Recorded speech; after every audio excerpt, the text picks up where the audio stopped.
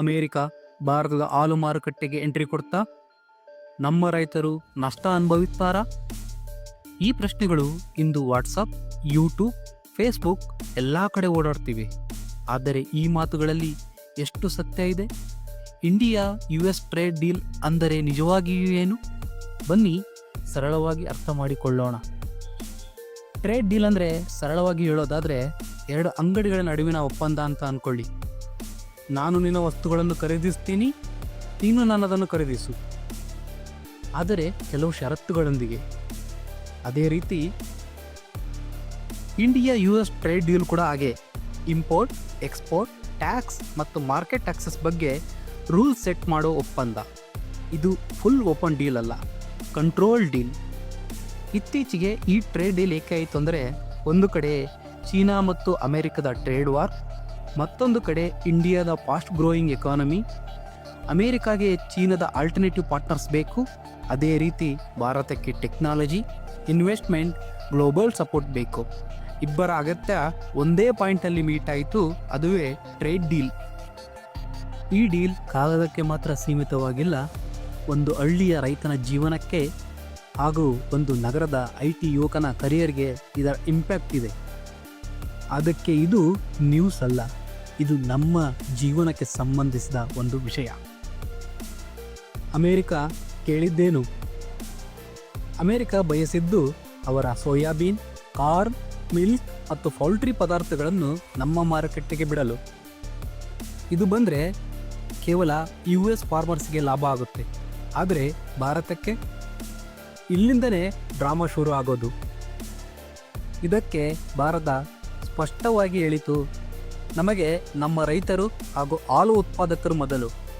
ಆದರೆ America ಬಯಸಿದ್ದಂತಹ dairy, poultry, agriculture ಸೆಕ್ಟರ್ಗೆ ಇಂಡಿಯಾದ gate ತೆರೆಯಲಿಲ್ಲ. ಇದು ಎಮೋಷನಲ್ ಡಿಸಿಷನ್ ಅಲ್ಲ, ಸ್ಟ್ರಾಟಜಿಕ್ ಡಿಸಿಷನ್.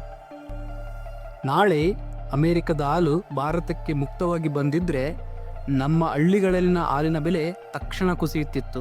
ಇದರಿಂದ ಸಣ್ಣ ಮತ್ತು ಮಧ್ಯಮ ರೈತರಿಗೆ ನೇರವಾಗಿ ಹೊಡೆತ ಬೀಳುತ್ತಿತ್ತು. ಆದರೆ ಈ ಟ್ರೇಡ್ ಡೀಲ್ನಲ್ಲಿ ಅದಕ್ಕೆ ಅವಕಾಶವೇ ಮಾಡಿಕೊಟ್ಟಿಲ್ಲ. ಆದ್ದರಿಂದ ರೈತರು ಈಗಲೇ ಭಯಪಡಬೇಕಾದಂಥ ಅವಶ್ಯಕತೆಯೇ ಇಲ್ಲ. ಈಗ ಒಂದು ಕ್ಷಣ ಬೆಂಗಳೂರಿನಲ್ಲಿ ಕೆಲಸ ಮಾಡುತ್ತಿರುವಂಥ IT ಯುವಕರ ಕಡೆ ನೋಡೋಣ.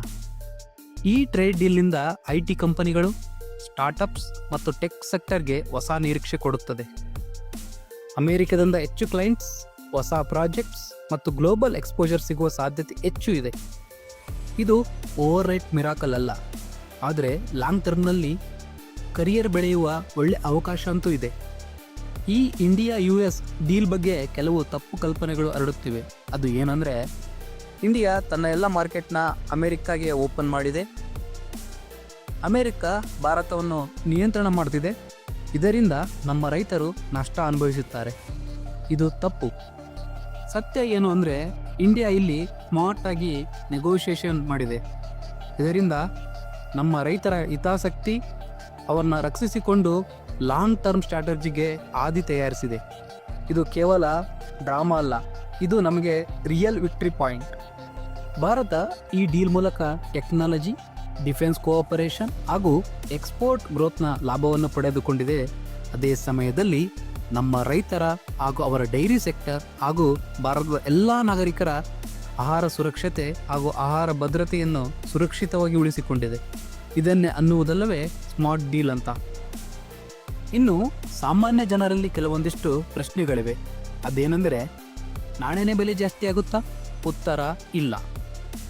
ನಾಳೆನೇ ಜಾಬ್ ಸಿಗುತ್ತಾ? ಹೌದು, ಆದರೆ ಲಾಂಗ್ ಟರ್ಮ್ನಲ್ಲಿ ಇದಕ್ಕೆ ಉತ್ತಮವಾದಂಥ ಅವಕಾಶ ಇದೆ. ಈ ಡೀಲ್ ಡೇಂಜರಸ್ಸಾ? ಖಂಡಿತ ಇಲ್ಲ. ಈ ಡೀಲ್ ಕೇವಲ ಟ್ರೈಲರ್ ಮಾತ್ರ. ಪಿಕ್ಚರ್ ಇನ್ನೂ ಬಾಕಿ ಇದೆ. ಮುಂದೆ ಇನ್ನೂ ದೊಡ್ಡದಾದಂಥ ಟ್ರೇಡ್ ಟಾಕ್ ಬರಬಹುದು.